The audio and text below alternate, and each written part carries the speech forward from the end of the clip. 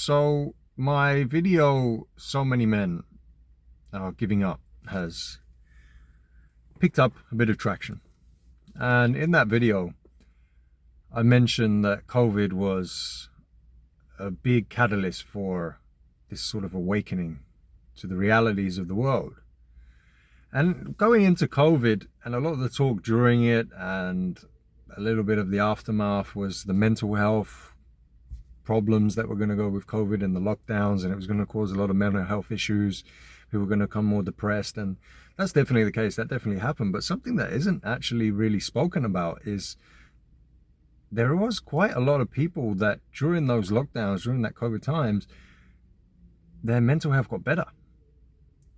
And this happened because these people realized when they were in these lockdowns and they couldn't go to work anymore, they realized that actually their jobs were the central source of their suffering.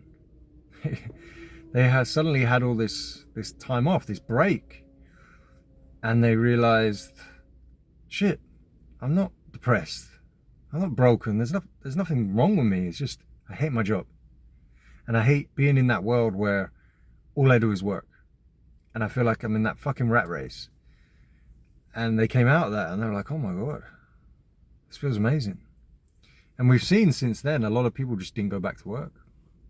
And a lot of people quit their jobs and downgraded and so on. And I would say myself, my politics lean on the right. I'm probably right of center. I have some left-leaning views, but I do go right of center. And I speak to people on the right, and especially a little bit older than me and older generations. And they speak about this, that since COVID, people just, swaths of people don't want to work anymore, and they belittle these people. They call them lazy. No one wants to work anymore. Your generation and younger, you're so lazy. You're so easy to beat and all this. And I don't buy that. I don't necessarily agree with that. Now, of course, there are lazy people. Of course, right? Of course, there are people that during those times were like, yeah, fuck it, I can't bother to go back to work. But I think the vast majority of people just realized they don't want to stay on that fucking hamster wheel anymore. They don't want to do that bullshit, that corporate bullshit. They don't want to be such a wage slave where they go to work for 8 hours a day. They get a half an hour break. They commute 2 hours forward and back each way. I mean, what they had no time for themselves, no social life, too exhausted, reach the weekends, need one day Saturday to recover, and then they got Sunday, and it's like one day a week. That's all you're left with, one day a week to feel good and to do what you want. It's bullshit. And a lot of people realized, I don't want to do that no more. And they saw the realities of the world, and they saw, the veil drop, and they were red-pilled in many ways.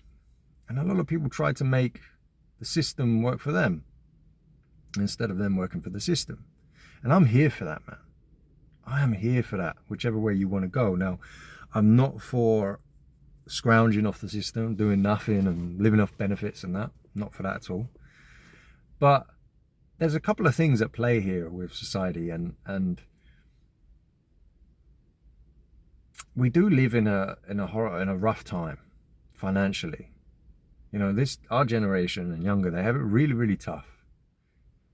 We have it worse than our parents from a financial standpoint, and COVID just made it way worse, right? Inflation went through the roof during COVID. To get on the property ladder is almost impossible, right? Wages aren't keeping up with inflation. It's just quality of life. People's quality of life is being eaten into, and so on. I think this generation has it worse than the last few decades. There's no doubt about it. But on the flip side, there is a flip side of this, is that there is also never been a better time to make some money doing whatever you want. Online has offered that opportunity up to people. And even with your passions, with your hobbies, I see people online. I saw one woman, an older woman, she's making 15K a month selling an online knitting course. What the hell? It's in a train spotter. Train spotter put his videos up on YouTube, he's making over 100K a year. Like, you can make money with anything in a way. So that's kind of the flip of this generation, the two sides of the coin. And I'm down the route. I want to go down the route where I want to be more comfortable financially. I want to secure mine and my futures, my kids' futures financially. I want to be free. I don't want to have to worry about that. So I'm trying to go down more of an entrepreneurial route and make some money online. Hence one of this channel and so forth. And all power to you. That's what you want to do as well. But there's also the other people that I'm also supportive of, in that they want the system to work for them, is that they're downgrading. They're downgrading and being clever about it. Like, you know what, I don't want to go and try to make loads of money and be a business guy. I don't want to do this rat race shit. But I want more time, I want more freedom, I want to enjoy my life more. So they're getting out of that. They got out of the office in the corporate world and they've downgraded. I know one guy who was working in an office, he was earning close to 100k a year. He's mowing lawns, cutting people's bushes, man. Right? Sounds a bit dodgy. But yeah, he downgraded. And guess what? He's way happier.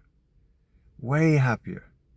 And I'm not advocating you just chasing happiness for happiness sake and just sit around and lounge around and relax and less stress. It's like, no, actually what he's going to do, he's got more time for himself to do things that he really is genuinely passionate about and enjoys.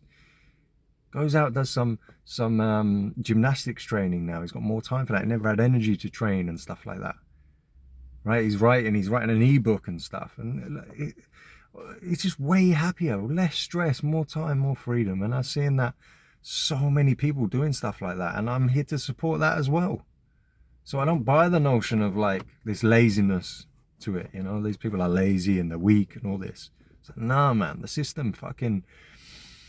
When you're working for the system and you don't see much hope and things getting better, man, that it beats you down. It beats you down. So when people are taking the initiative, whichever way, they're trying to be entrepreneurs or they're going that way, they're downgrading because they want more time and freedom and they want less stress in their life. I'm all for that, man. I'm all for either approach. And I'm here to support that.